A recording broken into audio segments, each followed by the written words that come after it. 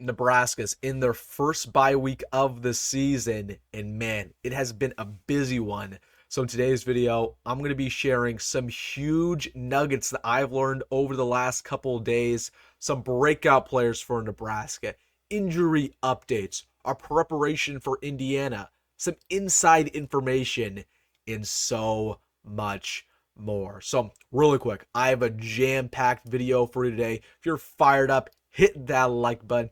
And hey, if you're new to the channel or just a returning viewer, make sure to subscribe.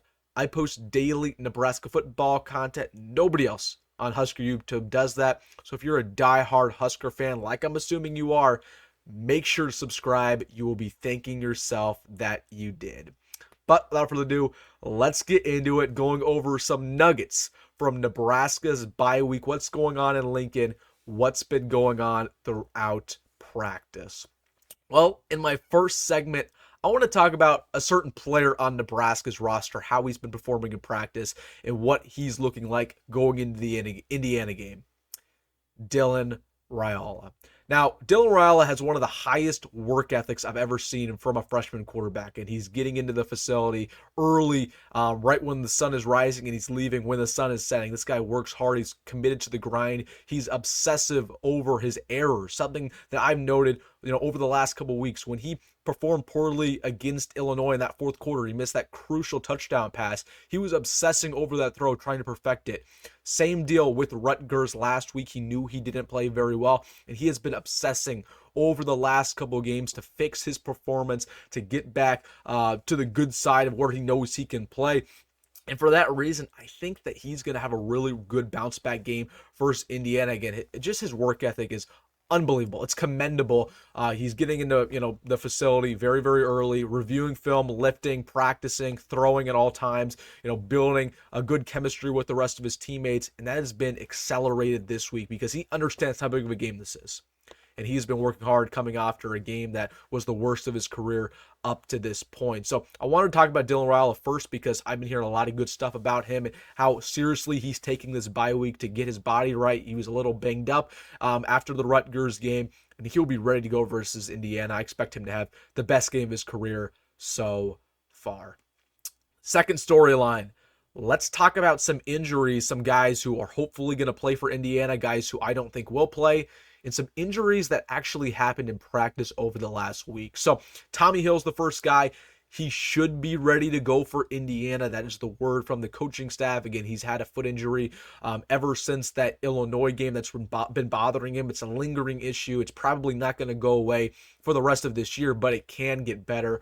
I think he'll be ready to go by Indiana. Again, it's progressing to that point. He almost played versus Rutgers until right when the kickoff happened, and Matt Rhule said, hey, you're not playing today. You just aren't ready. So expect Tommy Hill to be suited up for that Indiana game. Turner Corcoran, another guy who went down versus Illinois. Looks like he will not be back this season. A hamstring injury. I would be shocked if he comes back. He will not. He will not be back this year. I feel pretty safe saying that. And if he does, it will be like we're talking Wisconsin, Iowa game. Those hamstring injuries, it's going to take a long time for him to recover. Bly Hill is a guy that he's been out for the majority of this season so far. The staff feels good about him potentially suiting up versus Indiana, but I don't expect him to really play on defense. If he does suit up, it'll be on special teams. For that reason, Nebraska, we're not trying to rush him. The staff's not trying to rush him because we feel very confident about our secondary depth, and he wouldn't play even if he was healthy. Thomas Fidone got banged up in practice earlier this week. He should be ready to go by the Indiana game. Just wanted to mention that. Nothing you should be concerned about. Just got a little banged up, and he has had some injury issues throughout his career, as we've seen. Last guy I want to talk about is Tristan Alvano. I think it'll probably be another game time decision when it comes to him. I told you guys in the offseason, groin injuries don't go away. He's going to be dealing with this for the majority of this season. My guess is he doesn't go, and John Hull's the kicker versus Indiana. That's not final. It will be a game time decision. I'm sure Matt Rhule will clarify it a week from now when we're taking off for Bloomington. So I want to give you guys an update on that injury situation. Let's talk about the focus this week in practice. The number one focus this week has not been discipline, has not been penalties like it's been in the past. It's been special teams, trying to clean that up. Not only the kicking situation, but the snapping, but the punt returns, getting back on kicks. And to tell you the truth, from what I've been hearing, it's been looking a lot better in that special teams department, specifically in the snapping department. We have a new guy out there, Derek Wacker, walk-on linebacker, who's been trying out snapping, and we're trying to get him ready to go. So, again, I feel good about the snapping going forward. The kicking issue is probably not going to fix itself this year. I think getting back on punts has been a huge issue with our gunners. They're trying to clean that up.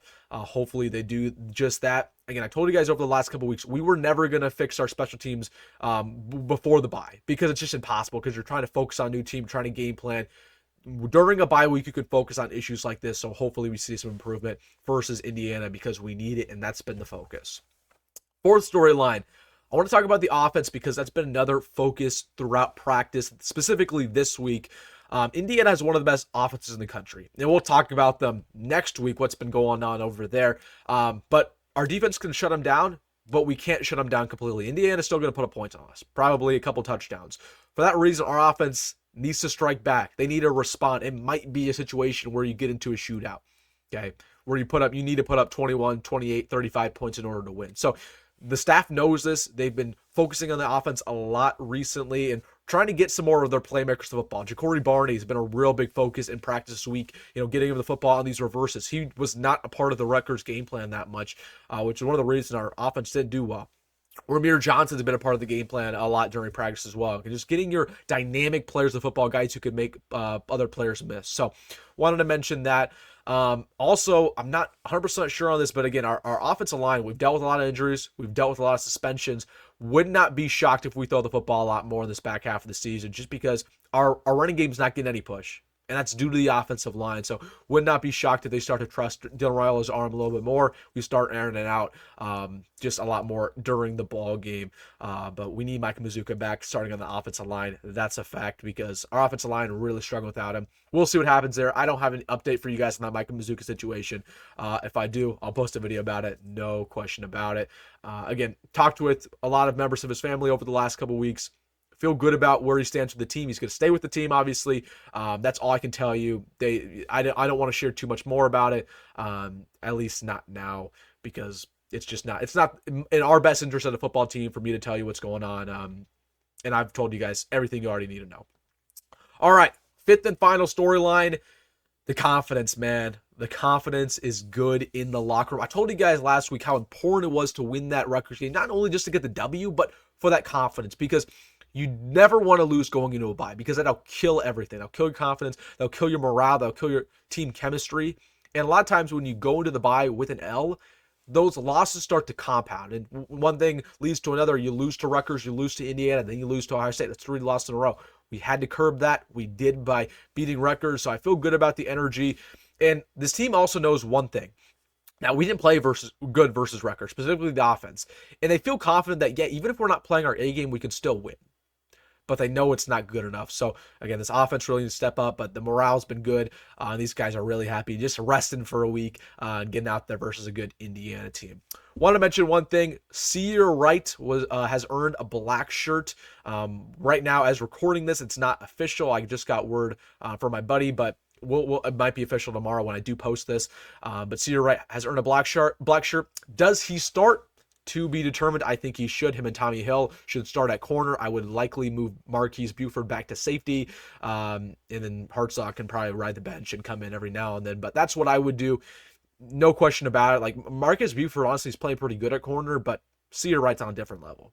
He's been playing very well over the last 3 weeks. He should start alongside Tommy, assuming Tommy Hill's healthy. All right, guys, a lot of nuggets. It felt like a fall practice video, but I wanted to let you guys know what I've been hearing throughout fall ball, what's been going on, the focus this week, and a lot of preparation going into Indiana. All right, guys, let me know down below what are your thoughts about the bye week for Nebraska. What are your thoughts about this Indiana game? Man, it's going to be huge. We have a whole week to talk about it. Let me know in the comment section. And hey, if you made this far in the video, make sure to hit that like button and subscribe. And as always, folks, go Big Red, go Matt Rhule, and see you in the next one.